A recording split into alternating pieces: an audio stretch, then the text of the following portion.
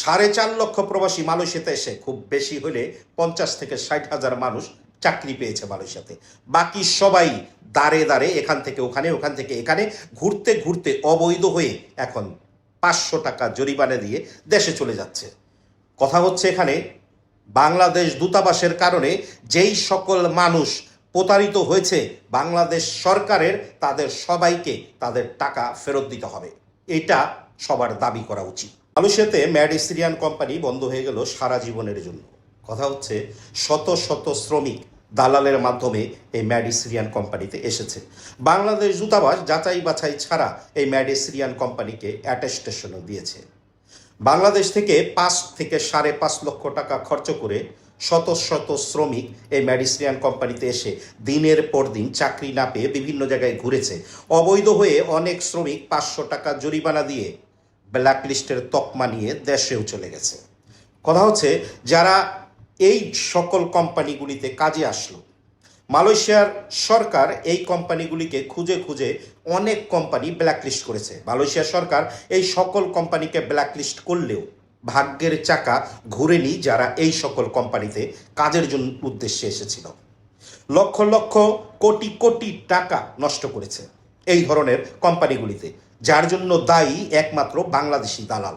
যেই দালালরা এক সময় রাস্তায় ভালো কিছু খেতে পারতো না, তারা এখন আঙ্গুল ফুলে কলাগাছ মার্সিডিজ বিএমডাব্লিউর মতো গাড়ি চালায়। দালালদের কারণে, দালালদের প্রতারণার কারণে হাজার হাজার প্রবাসী মালয়েশিয়াতে এসে এই সকল কোম্পানির দ্বারা প্রতারিত হয়েছে। ম্যাডিসিরিয়ান কোম্পানির অতিরিক্ত 20 জন শ্রমিক বাংলাদেশ দূতাবাসের আওতায় আগামী কয়েকদিনের মধ্যে দেশে ফেরত যাবে।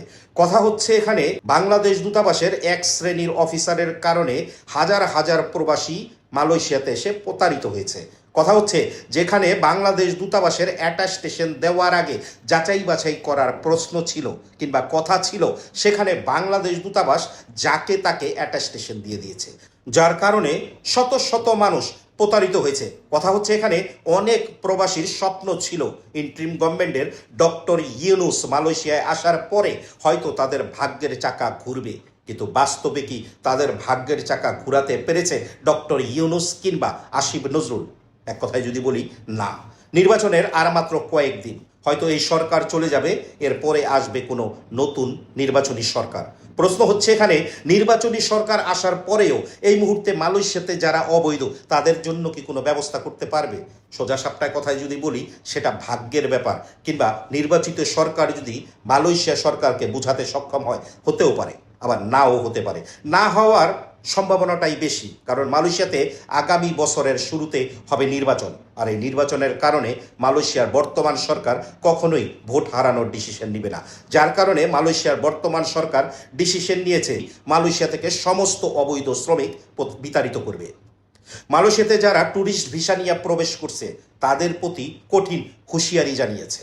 কথা হচ্ছে এখানে লক্ষ লক্ষ টাকা খরচ করে, লোন করে, দেনা করে যেই সকল শ্রমিক মালয়েশিয়ায় এসেছিল কাজের জন্য, তারা এখন 500 টাকা জরিমানা দিয়ে ব্ল্যাকলিস্টের তকমা নিয়ে 5 বছরের ব্ল্যাকলিস্ট মাথায় নিয়ে বাংলাদেশে ফেরত যাচ্ছে।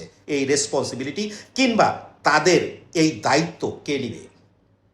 এই মানুষগুলি তো মালয়েশিয়াতে ব্ল্যাকলিস্ট হতে আসে নাই, এই মানুষগুলি তো মালয়েশিয়াতে প্রতারিত হতে আসে নাই।